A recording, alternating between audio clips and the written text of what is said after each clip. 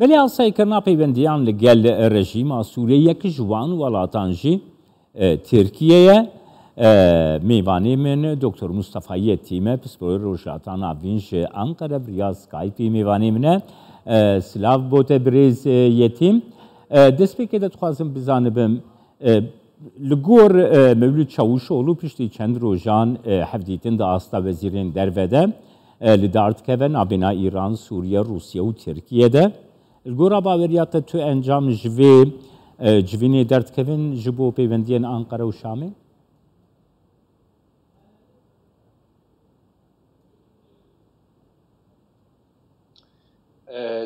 İyi akşamlar. Var baş, spas kim jibo ve xwendina ve bo bername. Şöyle ki Türkiye-Suriye normalleşmesi. Asayi buna peyvendin Türkiye-Suriye zahmettirin asayikirine peyvendin navçeye. Her du alıcı divê warê da îradeyê xwe nîşan dane.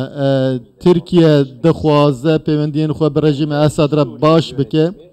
Aliyê din rêveberiya Sûriye jî ev demeke bi welatên Ereb re proseya asayîkirinê didomîne û dixwazin bi Tirkiye re jî pêwendiyên xwe baş bikin.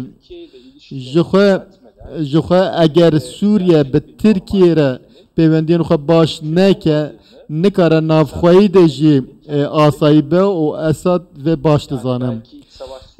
Dibe ku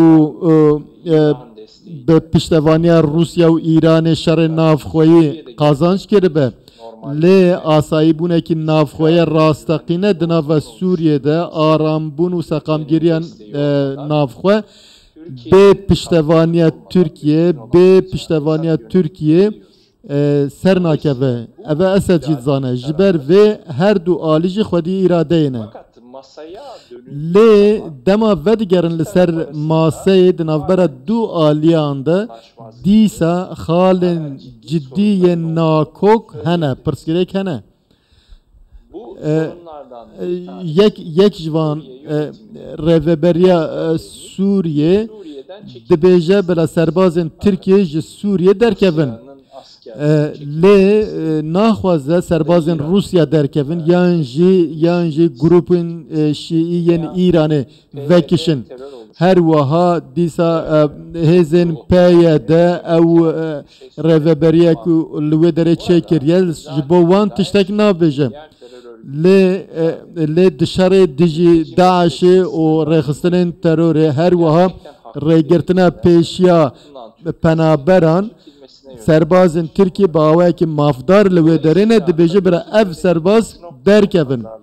Eger li ser vê asta jor da bazariyê bikin ev dibe sedemê sistbûna proseya asayîkirinê. Lê daxwaz ev e ku taybet bi bandora Rusyayê alî li ser xaleke hevbeş de rêk bikevin û prose pêş bikeve jî di demên pêş de dibe ku wezîrê derve civînên wezîrê derve bên kirin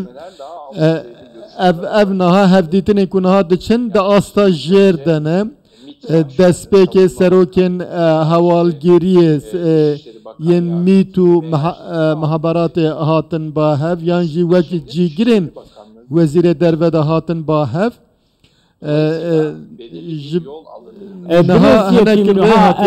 برێزیەتیم ev mercên ku Sûriye beramberî Tirkiye dîne. Her wiha Tirkiye beramberî Sûriye dîne. Tirkiye dibêje ez Sûriye dernake. Niha ev mercên desthilata AK Partî ne yan jî mercên Tirkiye ne piştî neh roja ger desthilat hate guhertin merc jî dê werin guhertin.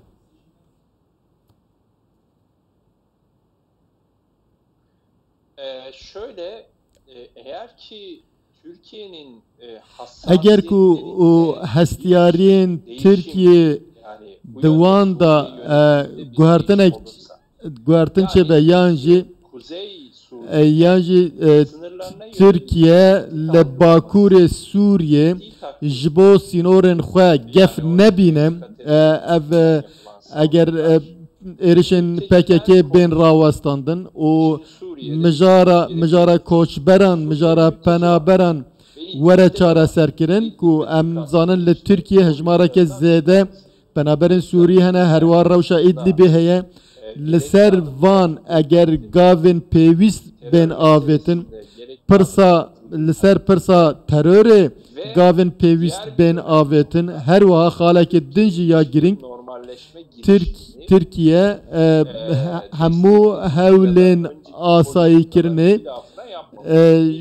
ji bo siyaseta xwe berê nekirine dixwaze hemûyan bîne berhev yani bi rêveberiya Esed re Sûriye re proseya asayîkirina peywendiyan li ser daxwazên rewayên Tirkiye dimeşe ku eva به پشتوانیه هند دجبریان دبه اوجی د آسا نافدولتی دا یک دوی درباره ده یک فرسی بکن بریزیتیم yani نها مثلا رژیم سوریه دبیجه که دستلات ترکیه پشتگیریا اپوزیسیونیت که حتی اپوزیسیونا رادیکال اپوزیسیونا اریشکار جیده که yani تو زانی که جهبه اتفاقا ملا جی جوی حلوسته جوی سکنی گلک دوره کاری گوهرتن دوی درباره ده چه ببد کو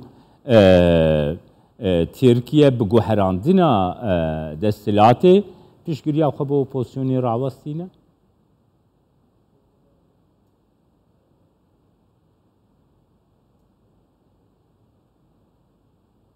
Tabii bunu öngörmek çok kolay değil. Em niha nikarin tiştekî rasta rast bêjin.